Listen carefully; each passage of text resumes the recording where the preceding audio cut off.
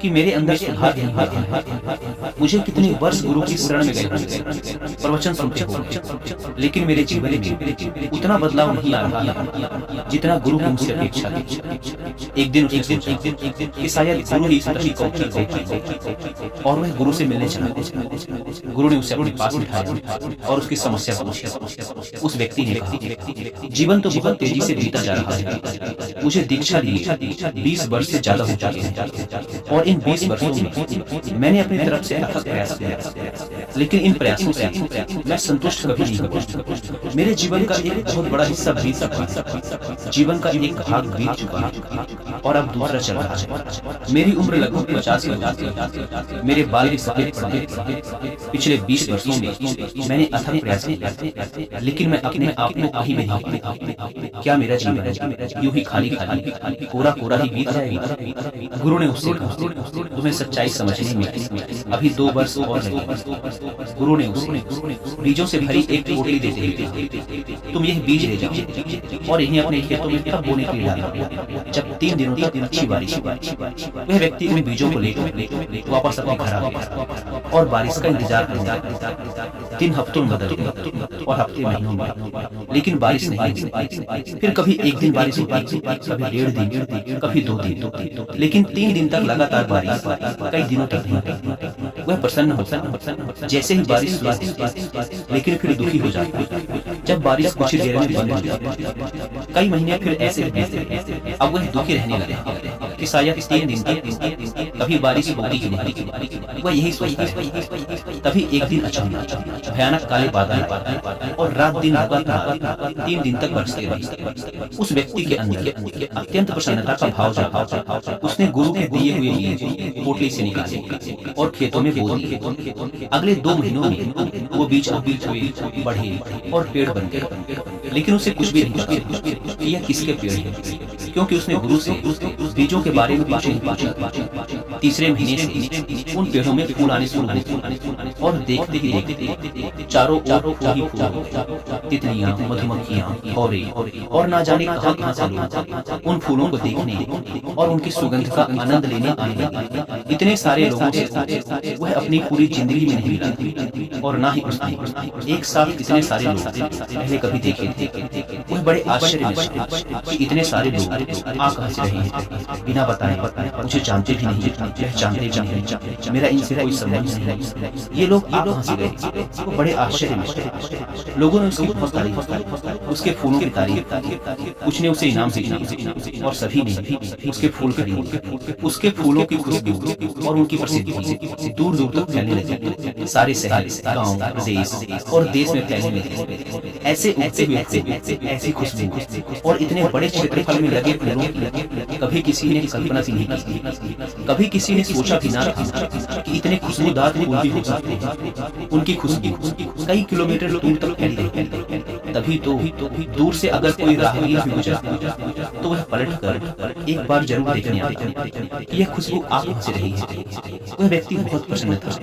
उसने सोचा कि मैं यह सब जाकर गुरु को बताऊं, लेकिन फिर उसे याद आया कि गुरु ने कहा कि तुम दोबारा 1 साल बाद आज ही के दिन उससे पहले नहीं। इसीलिए वह बार-बार अपनी उत्तेजना को रोका और सहम जाता कि अभी समय पूरा नहीं हुआ। इसीलिए वह रुका रहा, लेकिन वह बहुत खुश था। उसने उन फूलों को बेचकर बहुत धन कमाया, एक आलीशान घर बनवाया और उसमें खूब खुशी से अपने यार दोस्तों के साथ रहे। बहुत खुश रहता, लोगों से मिलता और अब आसपास के लोगों से उसका बहुत मेल जोल भी हो गया। वह अपने समाज का एक बहुत बड़ा मुखिया बन गया, खूब मान सम्मान मिलने लगा। लेकिन फिर धीरे धीरे गर्मी बढ़ने लगी, भीषण गर्मी पड़ी, फूल मुरझाए और कुछ समय पश्चात सारा खेत सूख गया और धीरे धीरे लोगों ने आना भी कम कर दिया। अब कभी कभी कोई इक्का दुक्का लोग उससे मिलने लगे।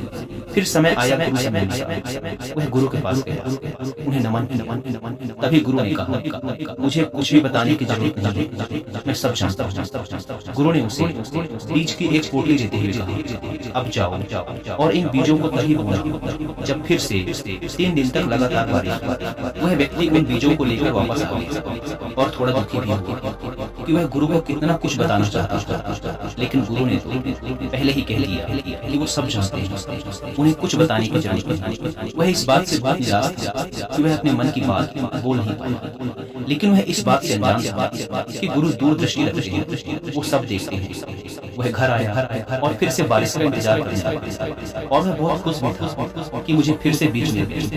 फिर वही फूल उगेंगे, फिर चारों तरफ सुगंध फैलेगी, फिर दूर दूर तक मेरी ख्याति फैलेगी। लोग मुझे इनाम देंगे, मेरी प्रशंसा करेंगे, मेरे फूलों की बिक्री होगी, मुझे मान सम्मान मिलेगा। इन सब बातों के बारे में सोचकर वह अंदर से गदगद हो जाता। बार बार इन बातों को सोचता, बीजों की पोटली को देखता और प्रसन्न। यह कई दिनों तक चला और वह बारिश का इंतजार करता, लेकिन बारिश नहीं। जब हुई एक दिन, 2 दिन, लेकिन 3 दिनों तक लगातार बारिश नहीं। कई महीने बीतने। अब वह थोड़ा उदास है कि क्या इस बार 3 दिन तक लगातार बारिश होगी ही नहीं? कहीं गुरु ने इस तरीके से मुझे कुछ समझाने का प्रयास तो नहीं किया जो मैं समझ नहीं पा रहा, क्योंकि अब तो बारिश हो ही नहीं रही। और अब वह मन ही मन तुलना भी करने लगा था कि पिछली बार तो इतने दिनों में बारिश हो गई, लेकिन इस बार उससे भी ज्यादा दिन बीत गए और बारिश अब तक नहीं हुई। फिर एक दिन काले बादल आए और 3 रात तक मूसलाधार बारिश हुई। इस बार इतनी बारिश हो गई कि उसके खेत की मिट्टी का ऊपरी हिस्सा ही बह गया। वह यह सोचकर परेशान भी हो गया कि इस बार ज्यादा समय लग जाएगा खेत को तैयार करने में, क्योंकि मिट्टी की ऊपरी परत बह गई। फिर जैसे तैसे करके बारिश हुई।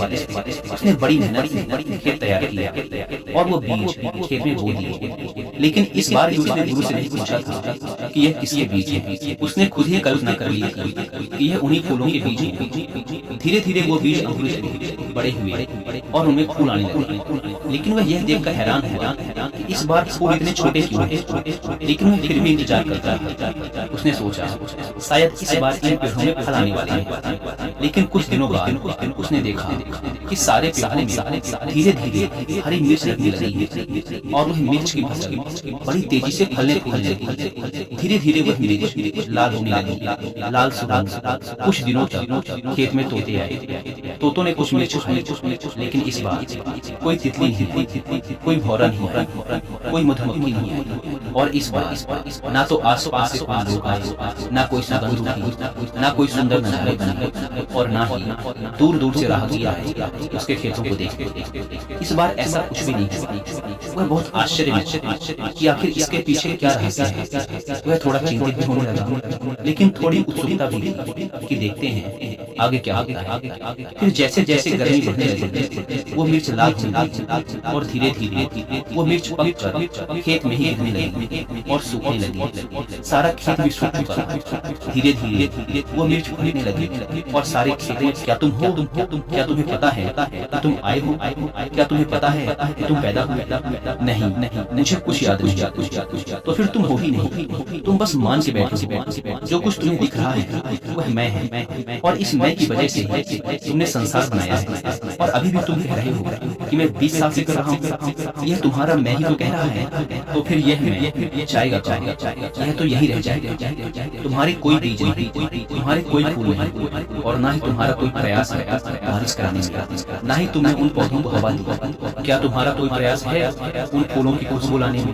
क्या तुमने उन मधुमक्खियों को, भौरों को, तितलियों को कोई संदेश भेजा था? क्या फूलों के अंदर रस तुमने पैदा किए थे? तुम हो ही नहीं, बस तुमने मान रखा है कि तुम हो, और तुम साथ कुछ भी लेकर नहीं आए। क्या तुम अपने साथ कुछ लाए थे? तुम्हें तो कुछ भी नहीं पता। तुम्हें तो कपड़े पहनाए गए, तुम्हें साफ सफाई से रहना सिखाया गया। तुम्हें यह भी पता नहीं था कि कैसे खाना है, कैसे पीना है। तुम्हारे मुंह में इस तरह को लगाया गया, तब तुमने दूध पीना सीखा। क्या प्रयास किया तुमने अपने दूध के लिए? उस समय वो तुम्हें मिलता ही रहा। और आज तुम ये सोचते हो कि मैं इंतजाम कर रहा हूँ, मैं कमा रहा हूँ। आज तुम सोचते हो कि ये मेरे बच्चे हैं, जब मैं खिलाऊंगा तब ये खाएंगे। तुम हो ही नहीं, बस तुम मान के बैठे हो। और जो ये सोचता है कि मैं हूँ, मेरे बच्चे हैं, मैं कमा रहा हूँ, मैं कर रहा हूँ, यही मैं ही तुम्हारे दुख का कारण है। यही तुम्हारी बंदिश है, यही तुम्हारा बंधन है, यही तुम्हारी बेड़ियां हैं। तुम मुक्त ही हो, तुमने शरण ले ली है, तो अब मुक्त हो जाओ। तुम मुक्त ही हो और तुम्हें सब कुछ मिलता ही रहेगा। यह कहते हुए गुरु मौन हो गए। कहा जाता है कि वह शिष्य इसके बाद वहीं बैठ ध्यान में तल्लीन हो गया और उसके बाद वह उठा ही नहीं, वह मुक्त हो गया। उसे परम निर्वाण प्राप्त